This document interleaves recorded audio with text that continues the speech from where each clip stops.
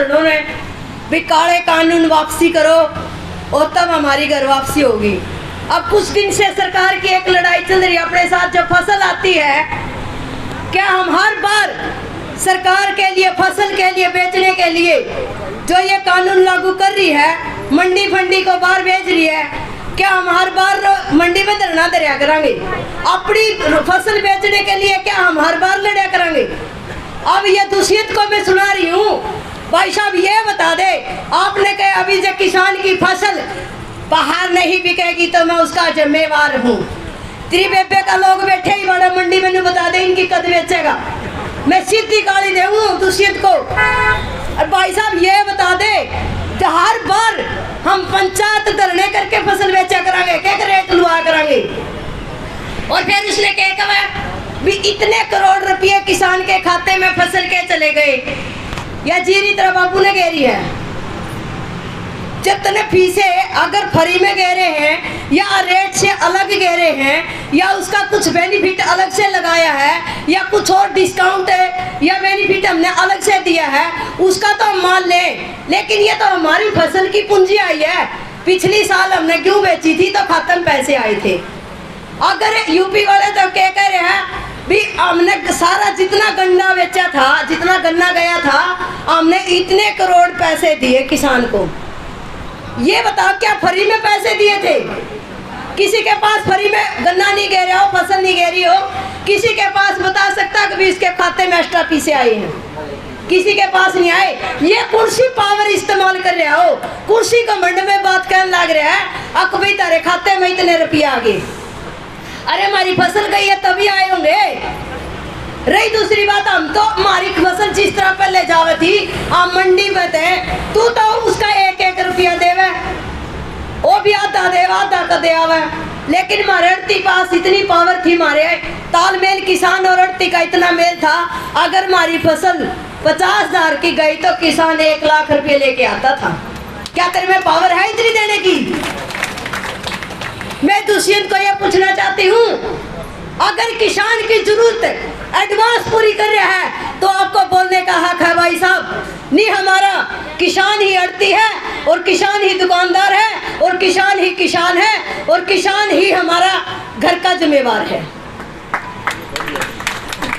और ये बार बार क्या बोलता है, एक आज ही देख लो, अपने कैथल में ही देख लो जहां मैं रहती हूँ, मुझे उस कैथल का ही पता, हर शहर में है ये शोषण।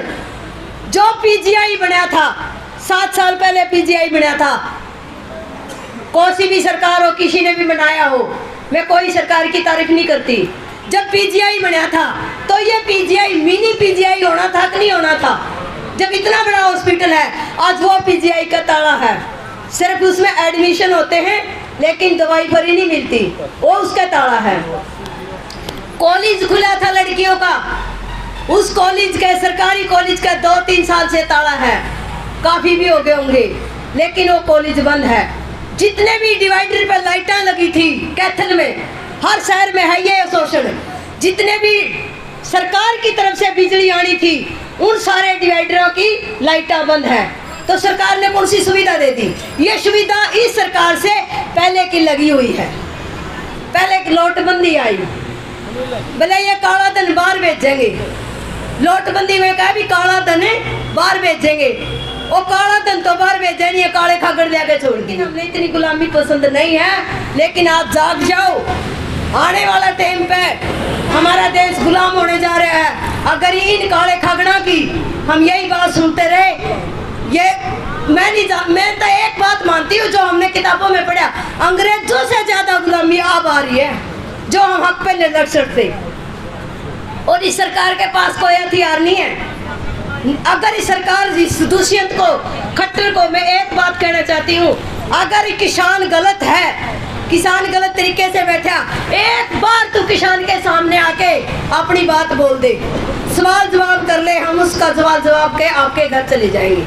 लेकिन ये खुद वोटर कार्ड है उसको राम राम बोलता है। भाई साहब, ये जिसका वोटर कार्ड है वो राजनीतिक का बंदा हो जाता है। और राजनीतिक हर वक्त किसान जरूरी नहीं है, बिना किसान के पास राजनीतिक नहीं आ सकती। अगर हमारी राजनीति से काले कानून वापसी आ सकते हैं तो हर किसान राजनीति बढ़ेगा। हर किसान का हक है अपनी वोट डालने का और अपनी अधिकार से वोट लेने का। अब एक ही बात सोच लो, कोई किसी का नहीं है, आगे वाला नेता चुनना है तो किसान ही चुन लियो अपना नेता। कम से कम लड़े बिड़ेगा, खून करेगा, कुछ भी करेगा, लेकिन वो तड़के सवेरे अपने भाई साहब के पास खड़ा जरूर मिलेगा। अपने परिवार में कोई भी छोटे ही मन मोटा हो जाता है तो अपना परिवार 5 भाई इकट्ठे होकर न्याय कर लेते हैं। और इस नीच कमीनी गुंगी सरकार को इतनी दुनिया इकट्ठी हो चुकी है, इसके भी कोई भी इसके माइंड में नरमाई और थोड़ी सी भी दया धर्म नहीं है भी कम से कम छोटी सी बात तो इस किसान की सुन ले। अगर 1-3 काले कानून नहीं तो एक भी कानून अगर इसके मुंह से वापसी निकल जाए, मेरा मानना है कि भी मेरा भोला किसान उसमें भी इतना नरम हो जाएगा, न्यू का गाना भाई साहब तने ठीक करा। और इसके पास इतनी भी पावर नहीं, इतनी दया धर्म नहीं है, लेकिन हम, मेरा मानना, इस गुंगी भारी सरकार को, इतनी निर्दयी सरकार को हम छोड़ेंगे नहीं, बिल्कुल नहीं छोड़ेंगे। चाहे मरना ही है, आज किसान मरण तो लगेगा लेकिन सारे मर जाएंगे, अड़े भी कौन रह जाएगा। जय किसान, किसान एकता।